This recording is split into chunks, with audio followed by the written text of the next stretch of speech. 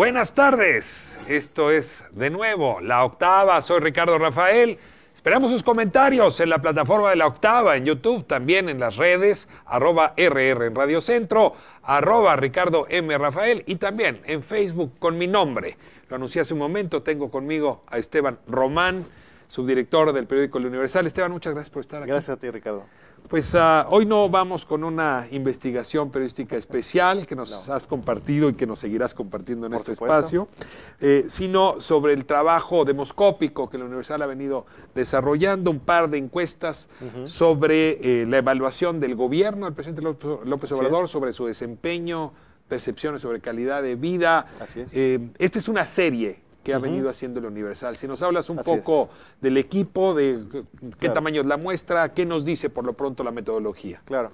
Hemos hecho 4 publicaciones hasta el momento en los últimos días, todos a partir del mismo ejercicio, que son 1,200 entrevistas en todo el país, en los 32 estados, en los que se le preguntó a la gente cosas desde la aprobación del presidente hasta cómo perciben su calidad de vida después de todo este tiempo que ha transcurrido. Y la verdad es que los resultados nos parecieron fascinantes, muy interesantes, porque en algunas cosas, a pesar de que la gente en general tiene una opinión favorable del presidente, no ocultan la molestia, en particular en un tema que es seguridad, y pese a los indicadores que los propios especialistas, que el Banco de México hoy salió a decir que el crecimiento ya va en un rango de menos 0.2 a 0.2 de crecimiento este año, pese a todo eso, y lo que digan calificadores, etcétera, la gente sí está satisfecha con la forma en que está incidiendo en su economía las decisiones del presidente.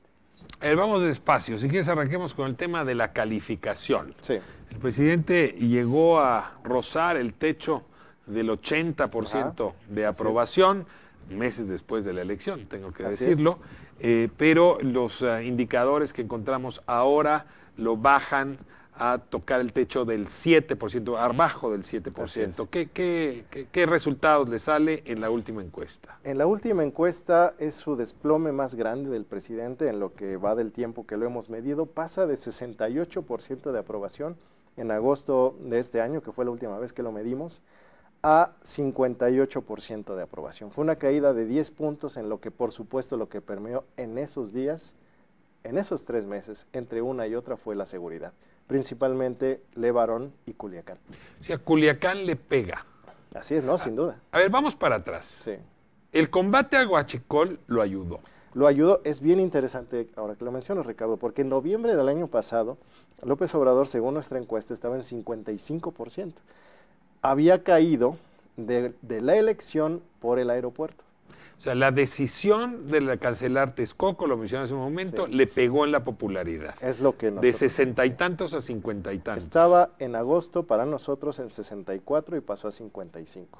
Luego, toma posesión, arranca con el huachicol y ahí sube de... Y para marzo sube a 80, bueno, 79.4, casi 80. O sea, se olvida el aeropuerto y da un salto enorme. Así es. Que podría explicar la caída, luego esas son burbujas, digamos, ¿no?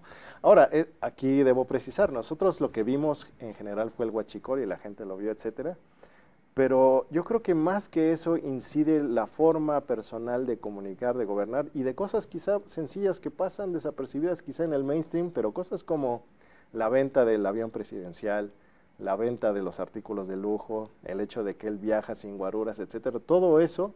La mañanera como comunicación directa. O sea, lo principal que percibe la gente y que es el gran contraste de esta misma pregunta que hicimos en sexenios anteriores es la gente percibe cercano al presidente López Obrador, cercano a la gente. Este nivel de cercanía no está ni de lejos comparado con lo que la gente decía percibir de Calderón, Peña Nieto y para atrás. Ahora, con todo, dices tú, le hizo mucho daño Culiacán. No sabemos qué de Culiacán, porque pudo haber sido un operativo fallido o pudo haber sido que desistiera de forzar la maquinaria y por lo tanto dejar libre a Ovidio Guzmán. O sea, no sabemos qué de Culiacán, solo sabemos que Culiacán marcó. Culiacán y Levarón, porque el levantamiento de esta encuesta se realizó entre el 6 y el 11 de noviembre.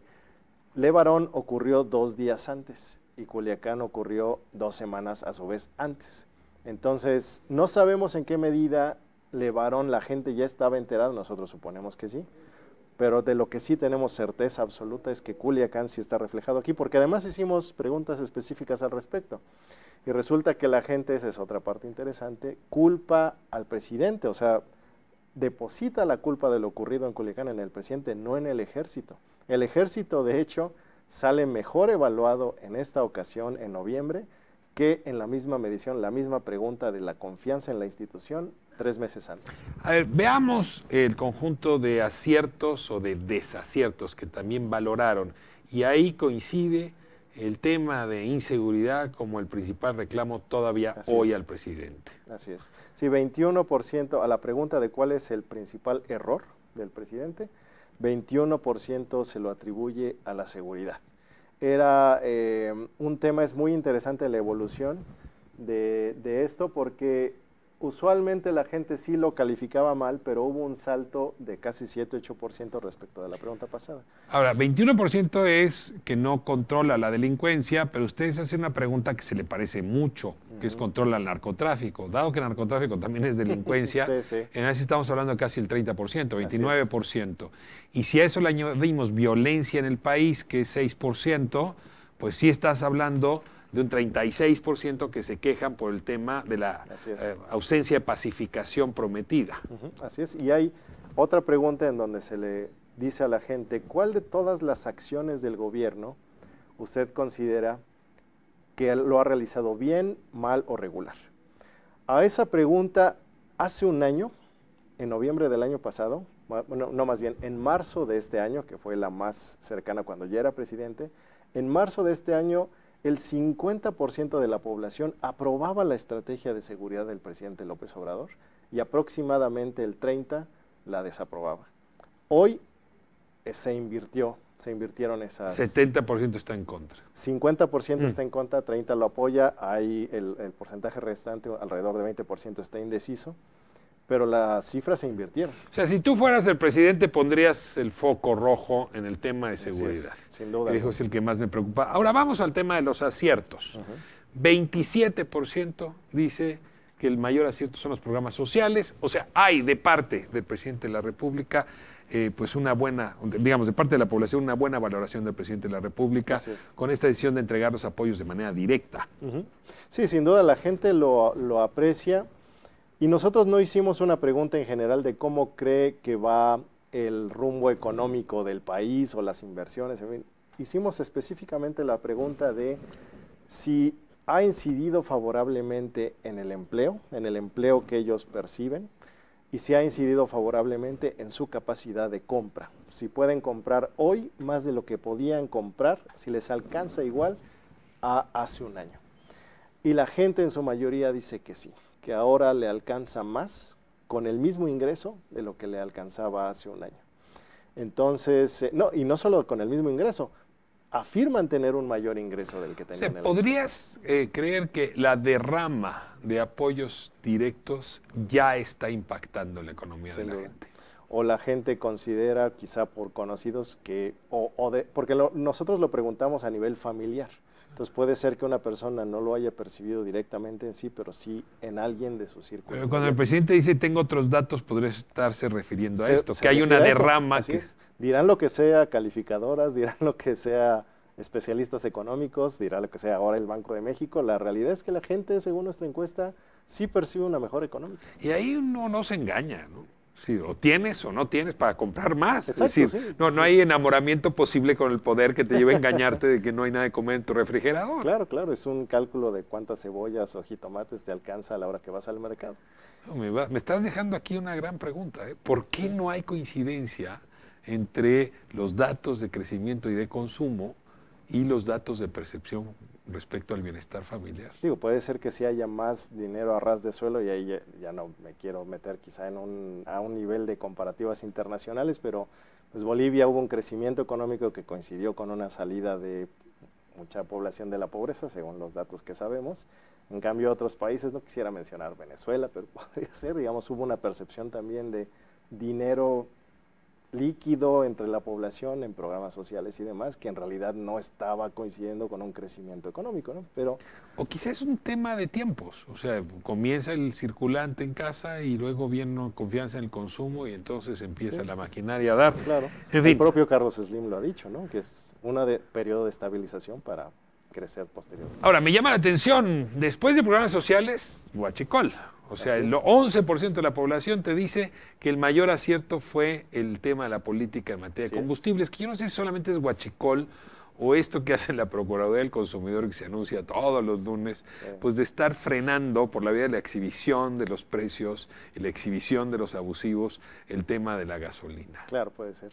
El caso es que la gente sí cree que está habiendo un combate al huachicol y lo pone así. Digo, ahí podríamos cuestionar también lo otro de la economía, aunque ahí sí hay una incidencia más directa en el bolsillo, ¿no? Pero a pesar de lo que han presentado colegas periodistas nuestros como Carlos Loret diciendo, bueno, es que no hay evidencia, y nosotros lo hemos publicado también en el periódico, el propio Pemex reconoció hace poco que había el mismo número de tomas clandestinas hasta septiembre de este año que en el mismo periodo del año pasado. A pesar de eso, la gente considera que sí ha habido un éxito en el combate al huachicol. Bueno, pues mira, era la gente la que compraba huachicol. O sea, yo ahí sí le creo a la gente. No, a mí no me importa cuántas tomas hay, pero pues sí tenía yo mucha gente conocida que compraba huachicol. Pues si cree que ya no se está comprando huachicoles porque ya no compra, ¿no? Hay una... Ahora, sí, ahí creo que entramos a mucha especulación, pero sí. A ver, me llama la atención corrupción, aparece hasta el tercer lugar y solamente el 7.8% piensa que ha sido un éxito el tema de la corrupción, cuando en el discurso presidencial es el tema 1. O sea, no es la seguridad, no es el huachicol, es corrupción. Quizá más bien porque está opacado, o es que en ocasiones nosotros concebimos, y es la gran dificultad a la hora de hacer encuestas, ¿no? A la hora que la gente menciona programas sociales, quizá lo está atribuyendo también al factor corrupción, pero más por el lado de por fin se está ocupando ese dinero para beneficiarme y lo que le importa más es tener dinero en el bolsillo más que si se lo roban o no, o si hay un pequeño porcentaje de eso que se roban o no. Lo que pasa es que ahí sí es como un pay, o sea, si la gente tenía que decidir si respondía a programas sociales, combate a la corrupción o huachicoleo. Entonces, no lo atribuiría quizá tanto a que la gente no cree que se combate, sino que le parece más importante recibir programas. Ahora, déjame regresar a la gráfica de aprobación presidencial, pero ya no para ver al presidente, sino a las oposiciones. Porque tú dices, bueno, pues cayó con respecto a la anterior, pero en realidad sí es una media si uno revisa el último año, anda sobre los 50 y tantos % de aprobación. Pero lo que a mí me tiene impresionado es que la percepción sobre las oposiciones se parece, permíteme la metáfora, al electrocardiograma de un muerto. Es decir, que suba o baja el presidente no modifica la percepción sobre las oposiciones. Si tú revisas, cada caída de Peña Nieto implicaba un ascenso de las oposiciones. Era automático. Morena específicamente. En espejo, y el PAN en su momento también. Ahora, sin embargo, velas, o sea, tienes un PRI diciéndote la gente que solamente 6.7% de la población votaría por ese partido si hoy fueran las elecciones. Y el PAN no corre con mejor suerte. Es decir, ¿qué está pasando con esas otras fuerzas? Claro, e interesante que es sí la medición del presidente, pero también de Morena. Morena ha caído consistentemente desde que comenzamos a medir esto en marzo. Y pese a eso, pese a esa caída de Morena, ningún otro partido... O sea, Morena hoy trae 6.7%. ¿De las preferencias? No, 36%. Ah, 36 Morena, perdóname. O sea, ahora, esta pregunta es, si hoy fueran las elecciones presidenciales, sin poner un nombre de quién, ¿por cuál partido votaría usted? Y 51% decía en marzo de este año Morena. En noviembre 36%, es un desplome de 15%. Pero ni de lejos, ni todas las demás fuerzas políticas combinadas recuperan una fracción de ese porcentaje que en teoría perdió Morena. Déjame ver si sigo bien. Estás hablando del PAN en 7.2, el PRI decía hace un momento 6.7, el PRD 2.5. O sea, no llegan a un tercio. Sí, ni aunque se unieran todos, llegan a... Eso es cambio de régimen, ¿no? Es decir, cuando las oposiciones están tan bajas, por eso es otro régimen de partidos. Claro. Eso quiere decir que la gente no ve, pese a los errores del presidente y los errores de Morena que se están sacando los ojos por la elección interna en este momento, a pesar de todo eso, no ve ninguna alternativa. Ahora, confían en el presidente, que a fin de cuentas será cargo de barrer la casa, también la suya, ¿no? Que es parte de una de las preguntas. Pese a todo esto que hemos dicho, la expectativa sigue siendo enorme hacia el futuro. La gente confía en que las cosas mejorarán y que el presidente lo va a hacer bien al final del día. Ahora, si la principal evaluación sobre un presidente es si está siendo buen líder, es decir, si ofrece visión de futuro y moviliza voluntades hacia ese futuro, tú dirías, primer año, bastante bueno. Sí, digo, pese a todo, la gente reconoce los errores del presidente, pero no deja de tener esperanza, que es lo que él vendió, que es justo lo que él vendió. Y esta versión, Alfonso Zara te la daba hace un momento, que tienes morenistas acríticos y que no piensan, y yo decía, y bueno, del otro lado también traes acríticos y que no piensan, no se refleja en estas encuestas. O sea, traes mucho mayor sofisticación en la gente de lo que le estamos, o algunos le están queriendo asignar. Es muy difícil realmente medirlo con ejercicios como estos. Se puede medir quizá con un factor, y eso es muy interesante. En la pregunta de las expectativas que tiene la gente hacia el futuro, la gente que no tenía absolutamente ninguna duda de lo promisorio que iba a ser el futuro, bajó un tanto. La gente que dice que va a mejorar, pero que con matices, digamos, creció. Es decir, yo diría que al menos en esta encuesta lo que refleja es, se mantiene el optimismo, pero crece la duda. O sea, optimismo con asegúnes. Exacto. Esa es la banda más grandota. Exacto. En esta encuesta. Sí. Muy bien, pues te agradezco muchísimo, Gracias Esteban Román. Y aquí está el micrófono para las investigaciones. Sí, por supuesto, la seguimos haciendo. Aquí la seguimos entonces reproduciendo. Muchísimas gracias. Nos vamos a corte. Natalia Saltalamaquia. Vamos a hablar de nuevo de pues esta entrevista de Tim O'Reilly con el presidente Donald Trump, donde el reportero lo llevó al presidente, al habitante de la Casa Blanca, a aceptar, quizá porque así se lo pidió, que los cárteles mexicanos podrían ser considerados como un grupo terrorista y tratados por la legislación y el gobierno de los Estados Unidos a propósito de esta naturaleza. Corte y volvemos con Natalia.